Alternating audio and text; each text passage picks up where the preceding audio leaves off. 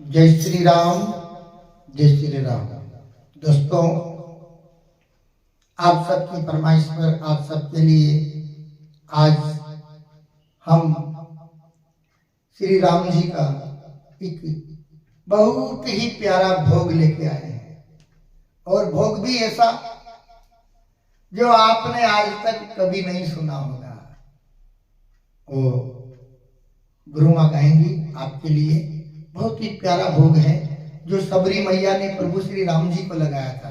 अब वो किसका लगाया था, कैसे लगाया था, वो इस भजन में आपको सुनने को मिलेगा।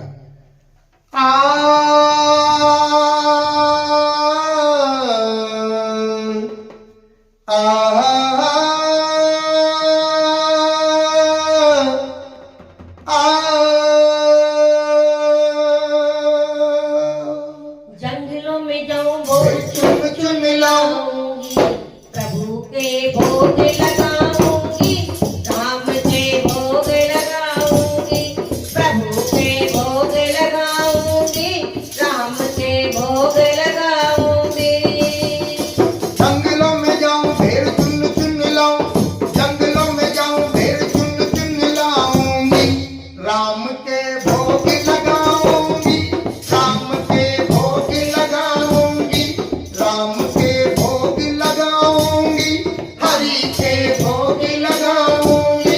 राम जी भाव के भूखे, राम जी भाव के भूखे, थोड़े चले आएंगे। राम जी भाव के भूखे, थोड़े चले आएंगे। प्रभु जी भाव से भूखे, राम जी भाव से भूखे, थोड़े चले आएंगे।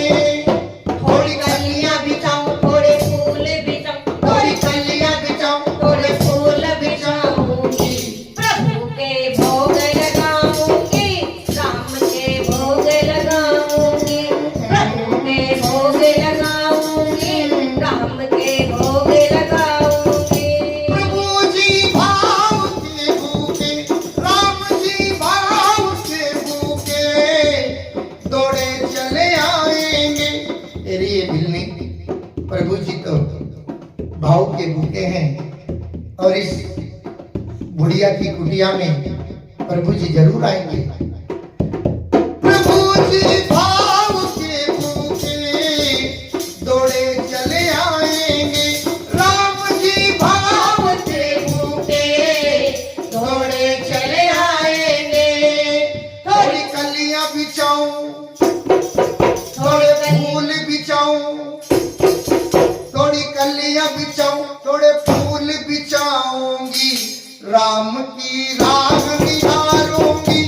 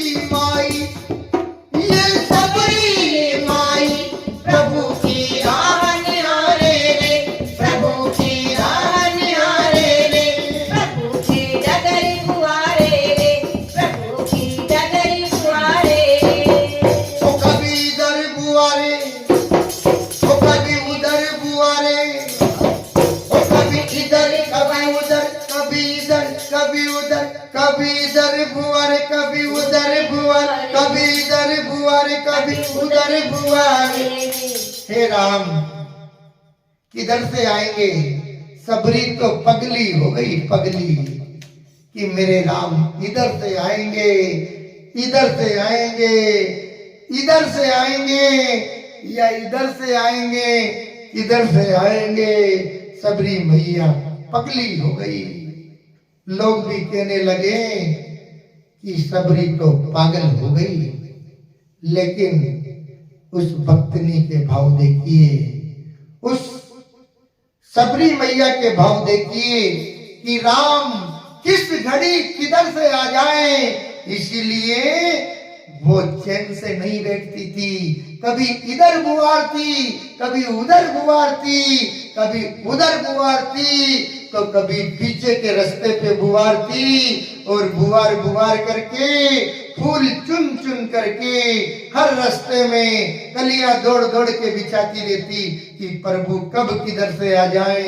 इसलिए सबरी देखो, भक्ति हो तो सबरी के जैसी हो, सचेतनता हो, सचेतता हो तो सबरी के जैसी हो कि प्रभु कब कौन घड़ी और किधर से आ जाए।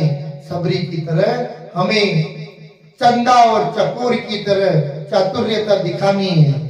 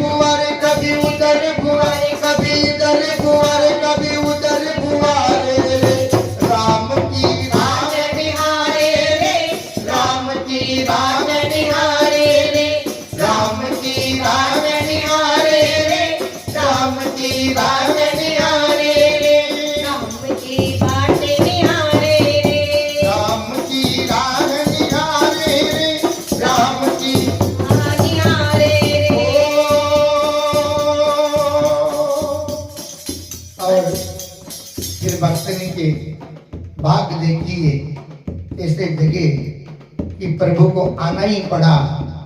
जब कोई इतना पगलेट हो जाता है, जब कोई इतना पागल हो जाता है, तभी तो हमारे सरकार बागेश्वर धाम सरकार धीरेन्द्र कृष्ण जी शास्त्री कहते हैं कि मेरे पागलों, क्या बात है, मेरे पागलों, जो प्रभु का भक्त होता है ना, उसको पागल कहते हैं। वो दूसरा पागल नहीं, जो प्रभु की भक्ति में पागल हो जाए उसे सच्चा पागल कहते हैं। ये तो माया के पागल हैं, इनको पागल नहीं कहते हैं।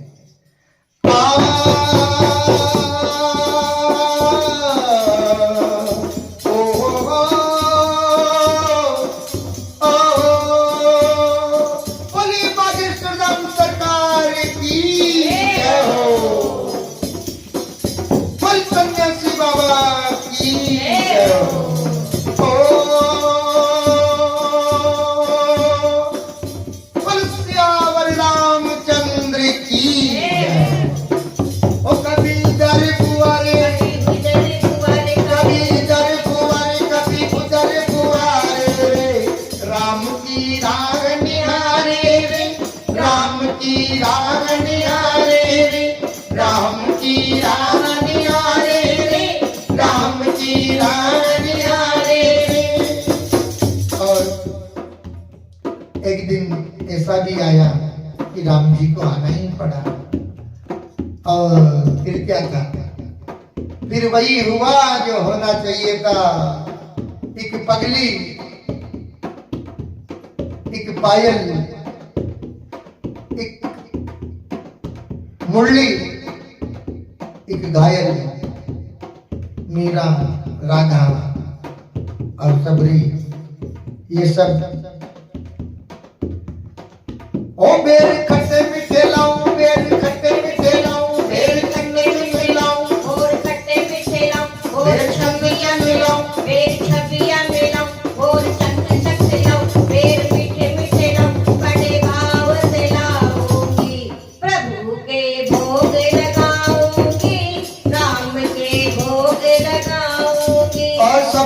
मैया ने प्रभु श्री राम जी को भोग लगाया। किस प्रकार से लगाया? एक एक बेर को चक चक करके मैया पहले खुद चक रही थी, उसके बाद में फिर प्रभु के हाथों में दे रही थी कि प्रभु ये मीठा वाला है, ये आप खाइए। और जब खट्टा बेर आ जाए तो हाथों हाथ उसको एक तरफ फेंक रही थी और मीठे मीठे बेर प्रभु को खिला रही थी। मीठे मीठे बेर की में हरलाई चबड़िया, राम राम करते करते रे उमरिया, रामा रामा करते करते रे उमरिया। रघुकुल नंदन कब आओगे, दिल की डगरिया। रघुकुल नंदन कब आओगे, मिलने की झोपड़िया। रामा रामा रटते रटते हो गई रे बावरिया। रामा रामा रटते रटते हो गई रे बावरिया। अरे रघुकुल नंदन कब आओगे, दिल की डगरिया। रघुकुल नंदन कब आओगे, मिलने की डगरिया। और वो पगली ये भी पता नहीं रहा कि मैं प्रभु को झूठे बेर खिला रही हूँ, चक चक के खिला रही हूँ। उधर हमारे लखनलाल जी इस सारे दृश्य को देख रहे थे। जब लखनलाल जी को बेर खाने का नंबर आया मित्रों, तो क्या हुआ पता है आपको? लखनलाल जी ने बेर हाथ में तो लिया, लेकिन मन में क्या था? मन में लखन जी के खोट भरी थी कि देखो बुढ़िया जैसे जानती नहीं है कि ये बेर झूठा हो गया है, प्रभु को कैसे खिलाए, और झूठे बेर खिला रही है। लेकिन दोस्तों, जब भक्त अपनी भक्ति की पराकाष्ठा पर पहुंच जाता है तो फिर उसको ये याद ही कहाँ रहता है कि ये झूठा है या नहीं है, मैं कहाँ हूँ, कहाँ नहीं हूँ, क्या कर रही हूँ, क्या नहीं कर रही हूँ। इन सब से ऊपर उठ जाता है।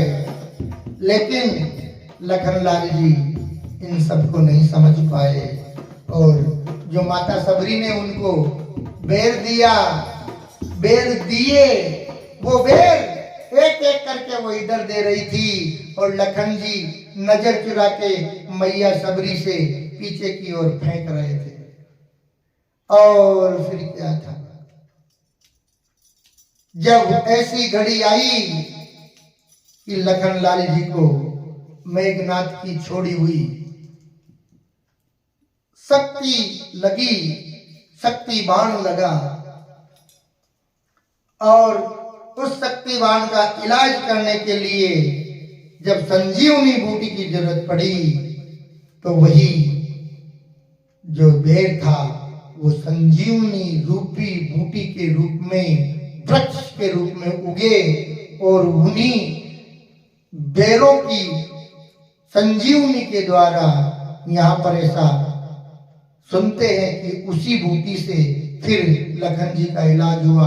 अगर उस समय भिल्ली के बेर अगर लखनलाल जी भी खा लेते तो शायद ऐसा कहते हैं कि लखन जी को शक्ति बाण नहीं लगता। लेकिन वहाँ वो कमी लखन जी ने कर दी, इस बिल्ली के बेर ने खाए और शक्ति का सामना करना पड़ा, शक्ति लगी। इसी के साथ ये बहुत प्यारा सा आपसे पूरा हुआ। बोलिए जय श्री राम। भक्तराज भिल्ली की जय हो, जय हो।